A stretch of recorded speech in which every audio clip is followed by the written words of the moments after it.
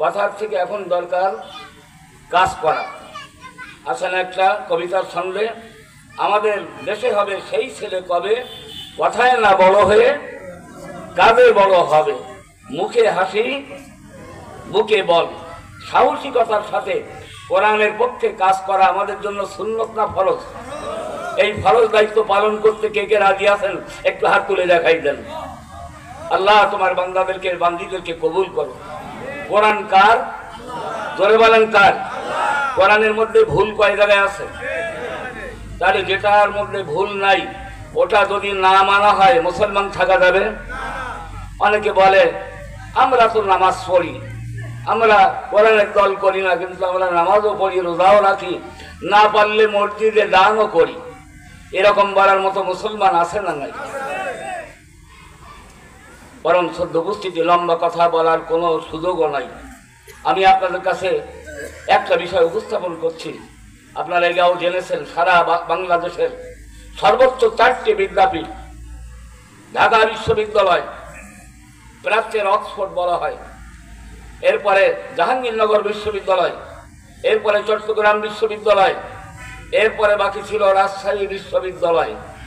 এই 4টে বিশ্ববিদ্যালয়ে প্রায় 1.25 লাখ ছাত্র ছাত্রী পড়াশোনা করে।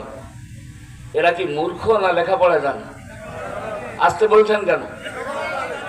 তাদের লেখাপড়া এই আইএ পাস করার পরে ভার্সিটিতে ভর্তি হতে হলে পরীক্ষা দিতে হয়, দেওয়ার পরে যারা টিকে থাকে তারাই ভার্সিটিতে ভর্তি হয়।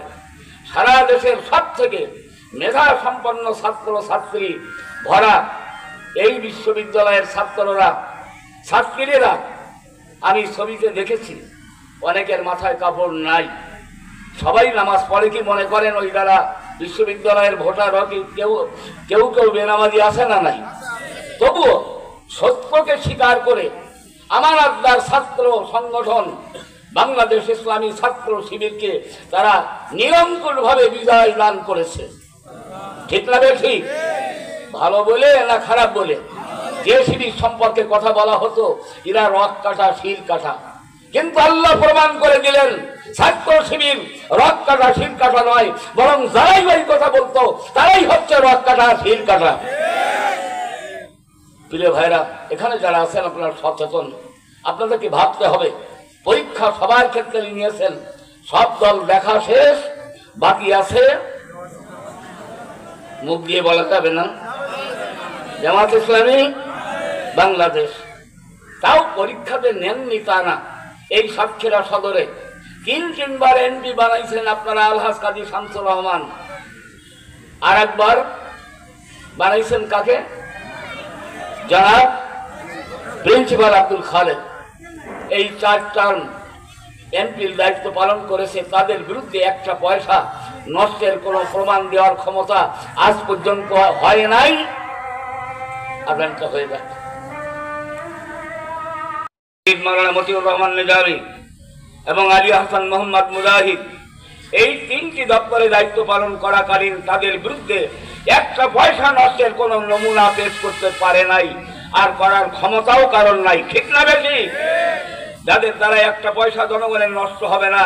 পাশাপাশি আমাদের আপনাদের যারা মায়া কান্না কান্ত আমরা গণতন্ত্রের কাজ করতেছি, তারা কোন কারণে এই জাতিকে ফেলে পালালো আমি বুঝতে পারি না।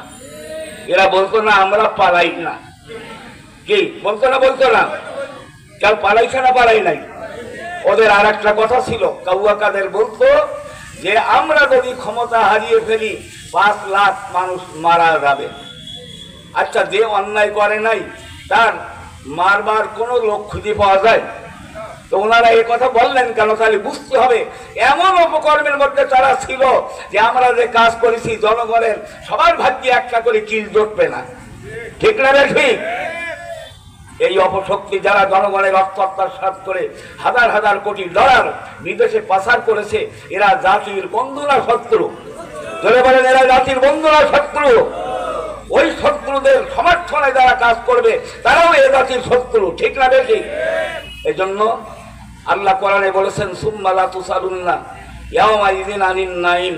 আমি তোমাদের অনেক নিয়ামত দিয়েছি, বিবেক দিয়েছি, আমার কাছে হিসাব দিতে হবে। এই হাত কার দেওয়া? জোরে বলেন কার দেওয়া? পা কার দেওয়া? এই হাত যা কিছু করে, যদি ভালো কাজ করে হাত আপনার আমার জন্য আল্লাহর কাছে সুপারিশ করবে। আর এই হাত দিয়ে যদি আমি অপকর্ম করি কি হবে? সব হবে না গণ হবে? এমন দেশে আমরা বাস করি, ভোট হবে রাত করি, অথচ রাতের মধ্যে সকালে গেছেন যে তোমার ভোট হয়ে গেছে, কষ্ট করা লাগবে না। কি সুন্দর গণতন্ত্র! রাতের অন্ধকারে বিলীন হয়ে গেছে, বিনা পরিশ্রমে সরকার হয়ে গেল। সরকার তো নয়, ডাকাতি করে মানুষের ঘাড়ে চেপে বসেছিল তারা, ঠিক না বেঠিক? আপনাদের ভোট দিতে দেয় নাই, যে ভোট দিতে গেলে পা ভাঙবো বলেছিল না, বলে নাই? তারপরে এমন সময় আসলো ভোট যদি না দাও পা ভাঙবো। তাহলে এ দেশের মানুষ করবে কি? এই পাগলদের পাল্লাই পড়ে এ দেশের মানুষের মানে সর্বনাশ ছাড়া কিছু হওয়ার কথা না। ওই পাগল মার্কা লোক ক্ষমতায় আসুক, এটা কি আপনারা চান? আপনারা শুনে খুশি হবেন। আমার মা বোন অনেক আছেন, আপনাদের জন্য সুসংবাদ। ইসলামের জন্য সর্বপ্রথম যিনি ইসলাম কবুল করেছেন তিনি ছিলেন হযরত মা খাদিজাতুল কুবরা, মেয়ে গোষ্ঠী। সবাই বলেন মারহাবা। মেয়েরা মর্যাদার কথা বললাম বলে তাদের উপরে রাগ করে আসতে বললেন নাকি? দরকার মারহাবা। আপনারা আরো শুনে খুশি হবেন, বাংলাদেশের জরিপে দেখা গেছে পুরুষের থেকে মেয়েদের বেশিরভাগ ভোট জামাত ইসলামীর পক্ষে দেবে ইনশাআল্লাহ। তারা দাঁড়িপাল্লা প্রতীক ছাড়া অন্য কোনো প্রতীককে বেছে নেবে না, ঠিক না ঠিক? এখানে অনেক মা বোন আছেন, আপনারা বাকি সময়টা এখনো কাজকর্ম করবেন। মা বোনদের কাছে আপনারাই দাওয়াত দিয়ে তাদেরকে কোরআনের পক্ষে কাজ করার জন্য চেষ্টা করবেন। অনেকে আবার এই ধরনের কথা অপপ্রচার করে, জামাত ইসলামী নাকি জামাত ইসলামীর ভোট দিলে বেহেশতের টিকিট দেয়, এরকম কথা আজকের মঞ্চে যারা আলোচনা করেছেন কোন বক্তা কি বলেছেন আপনাদের? আমি কি বলেছি? জামাত ইসলামী জান্নাতের বাপ মানা, জান্নাতের চাবিকাঠি কার হাতে? তার জান্নাত মালিক যিনি, জান্নাত দেবেন তিনি। তাহলে সেই মালিকের জান্নাতে যদি যেতে হয় তার কথা শোনা লাগবে না, না শুনলে চলবে? তিনি কি ভালো কাজ করতে বলেছেন না খারাপ কাজ? কোরআনে আল্লাহ যেমন নামাজের নির্দেশ দিয়েছেন তেমনি বলেছেন চরিত্রবান মানুষকে তোমরা নেতৃত্ব দান করো, এটা ফরজ হুকুম। এটা কার হুকুম? তাহলে ফরজ হুকুম মানা লাগবে না লাগবে না? আমি জ্ঞানত যদি কোনো চরিত্রহীন লম্পট মার্কা লুচ্চ এবং খোদাভীরু নয় তাদের যদি দায়িত্ব দেই, আল্লাহর আদালতে আমাদেরকে আপনাদেরকে আসামির কাঠ গলায় দাঁড় করানো হবে। আমরা কি জাহান্নামের আসামি হতে চাই? জাহান্নামের ক্ষমতা জামাত ইসলামীর হাতে না, জান্নাতের ক্ষমতা না। তবে আল্লাহ বলছেন ফামান কানা ইয়ারজু লিকা রাব্বিহি ফালিয়ামাল আমালান সালিহা ওয়ালা ইউশরিক বিইবাদাতি রাব্বিহি আহাদা। হে আমার বান্দা বান্দি, তোমরা যদি আমি আল্লাহর সাথে দেখা করতে চাও, জান্নাত যদি পেতে চাও, তাহলে কোরআনের পক্ষে কাজ করো। কোরআনে আপনারা আগেও মসলা দিয়েছেন, কোরআনে কোনো ভুল ধরে বলেন ভুল আছে? তাহলে নির্ভুল যে কোরআন, সেই কোরআনের পক্ষে কাজ করতে আমরা রাজি আছি তো সবাই? এই কোরআনের সমাজ গঠন করার জন্য আল্লাহর পক্ষ থেকে নির্ধারণ করা হয়েছে আল আকিমুদ্দিন ওয়ালা তাতাফাররাকু ফীহি।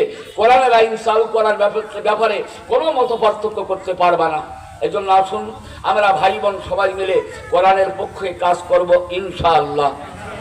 আমাদের সিল মেরে ভোট দিতে হয় না? এখন সিল হাত দিয়ে মারলাম, ওখানে কেউ দেখতে পাবে? কেউ দেখতে পাবে না তো কখনো। কে পাবে? আরো জোরে বলেন, আরো জোরে বলেন। তাহলে আল্লাহর কোরআনের পক্ষে ভোট দেওয়া সওয়াব হবে না গুনাহ হবে? কেউ দেখুক আর না দেখুক, কে দেখবে? আমরা কি আল্লাহর চোখে ফাঁকি দিতে পারবো? তাহলে এই কোরআনের কথা বলেই আমি আমার আলোচনা শেষ করতে চাই। আসুন আমরা সবাই মিলে বাকি সময়গুলো যদি আল্লাহ মেহেরবানি করে ফেব্রুয়ারিতে নির্বাচনের সুযোগ দেয়, আমরা চারটি বিশ্ববিদ্যালয়ে ছাত্রীরা যে সুন্দর ব্যবস্থাপনা আমাদের উপহার দিয়েছে, আমাদের শিক্ষা দিল ওই ছাত্র ছাত্রীরা, আমরাও কি পারবো চরিত্রবান আল্লাহ ভীরু ব্যক্তিদেরকে আমরা নেতৃত্ব দেব?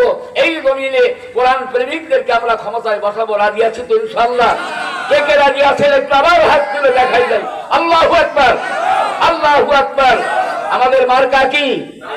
আরো জোরে, জোর হলো না, আরো জোরে।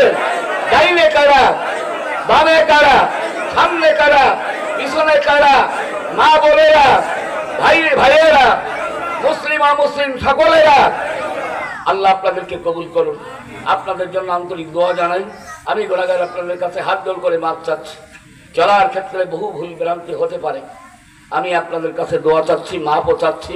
আপনাদের জন্য দোয়া করি আল্লাহ পাক আপনাদেরকে যেন জান্নাতের মেহমান বানান। আল্লাহ যেন বাকি জীবন কোরআনের সাথী হয়ে আমরা মরতে পারি। ওই যে ছেলেরা জীবন দিয়ে গেল, ওরা কাল কিয়ামতে আমাদের বিরুদ্ধে যদি নালিশ জানায় যে আল্লাহ আমরা জীবন দিয়েছিলাম কোরআনের জন্য, এই দেশবাসী যদি কোরআনের আইন চলার চেষ্টা করতো তাহলে জনগণের অধিকার নষ্ট হতো না। এর জবাব দেওয়ার খাতিরেই আমাদের আগামী নির্বাচনে আল্লাহ মঞ্জুর করলে দাঁড়িপাল্লা প্রতীকে ভোট দিয়ে আমরা আমাদের সমাজের মানুষের শান্তিপূর্ণ সমাজ গড়ার জন্য আমরা চেষ্টা করব। সবাই বলি ইনশাআল্লাহ। আজকের এই অনুষ্ঠানে ইন্তজাম যারা করেছেন, যারা অংশগ্রহণ করেছেন, সকলের পরে যেন আল্লাহ রাজি খুশি হয়।